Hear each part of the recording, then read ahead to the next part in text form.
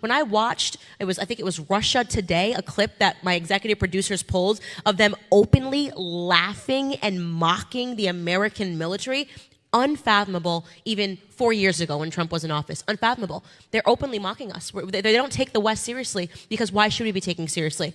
We're arguing over bathroom signs over here. Thank you. Got to get to the next question. Thanks for being here. Oh my, it's like a very scary thing that's happening. I don't think people understand the significance of what's happening in the Eastern Corridor right now. Yeah. Not all of them. Oh yeah, he is so, but he's so not aligned with Western principles. Everything he's doing, locking up his political opponents. That's something that he definitely did do. He did shut down the Russian Orthodox Church. Not all the churches. Okay, we'll get to a question here.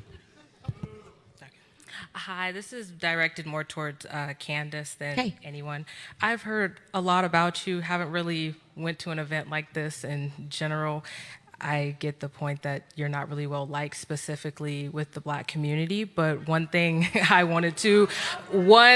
socially, a lot of Black people around me at least were conservative. They went to church every Sunday, they were very religious, they weren't a biggest fan of LGBT, that's just how they were. Mm-hmm. What do you think is stopping them from being in this room?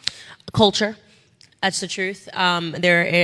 Black America has faced a full cultural decline before everybody else. I actually believe that the government experimented first with Black Americans, LBJ and the Great Society Act, to see how they could completely obliterate the Black family and make the Black family worship not God. We used to be at the center of all families in America and is no longer at, but worship government and more governance. Welfarism destroyed Black America, and it created the toxic culture that we see today. Every single ill that Black America is facing, they are facing because we went from a 22% single motherhood rate back in 1964 to today, the single mother. We don't have our families together. More than 73% of Black Americans are growing up without a father in the home.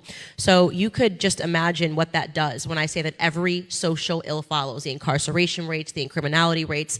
And what happens, by the way, is that when you remove that family unit, it's not like they just go, okay, no family. It becomes an empty space, and they fill that void with something else, and that something else for Black America has been a toxic culture. They turn to rappers, they turn to the streets, they pursue that paternity and that maternity elsewhere. And this is the huge epidemic that we're facing today.